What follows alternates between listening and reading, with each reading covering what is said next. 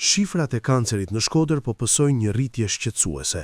Gjatë vitit 2025, në spitalin rajonal të këtij qyteti, janë diagnostikuar 113 raste të reja, duke konfirmuar trendin rritës të kësaj sëmundjeje.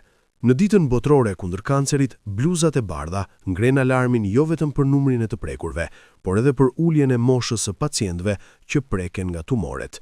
Kanceri mushkrive mbetet më i përhapuri në radhët e qytetarëve shkodran, i ndjekur menjëherë nga kanceri i gjirit të gratë. Ajo që ne po vëmë rreth dhe që na shqetëson sigurisht që onkolog është që sigurisht në gjithë Shqipërinë është rritur numri i rasteve me kancer dhe në spitalin e Shkodrës në vitin 2025 kemi pasur rreth 113 raste të reja në total me lloje të ndryshme kancerit. Ajo që neve na shqetëson më shumë është ulja e moshës. Pra, për fat të keq, mosha të reja po preken gjithnjë më shpesh nga kanceri. Në Shqipëri më i përhapur është kanceri mushkrive, i ndjekur nga kanceri i gjirit. Duhet të promovojmë edhe atë stilin e jetesës të shëndetshëm, mos harrojmë edhe këtë gjë. Të kemi kujdes në mënyrën e ushqyerit, të evitojmë përdorimin e alkoolit sa të jetë mundur edhe të mos konsumojmë duhan.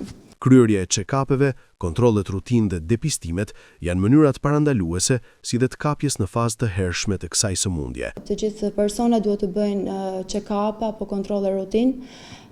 Gjithashtu duhet të nështrohen testeve depistuese sepse ka dhe disa lloje kancerash që fatmirësisht mund të kapen në stade të hershme ose të parandalohen. Ne si onkolog sugjerojmë për shembull që për depistimin e kancerit të gjirit të realizohet mamografia që në moshën 40 vjeç.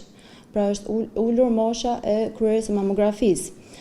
Gjithashtu për kancerin kolorektal të realizohet kolonoskopia që në moshën 45 vjeç. Për kancerin e qafës së mitës të realizohet pap testi, HPV testi apo vaksinimi kundër HPV-s. Për kancerin e mushkrisë mund të bëhet një skaner me low dose për të depistuar atë për ta kapur në stade sa më të hershme. Përtej shifrave, pas çdo rasti fshihet një betejë njerëzore. Fari Mezini u diagnostikua 4 vite më parë me kancer të zorrës.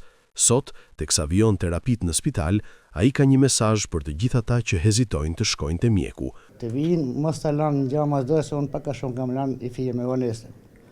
Ju lutem të vinë sa më parë. Në këtë 4 shkurt, onkologët nuk kërkojnë vetëm vëmendje nga qytetarët, por edhe më shumë mbështetje institucionale, investime në kërkime shkencore dhe përkujdesje maksimale për pacientët që ndodhen në mes të kësaj betejë të vështirë.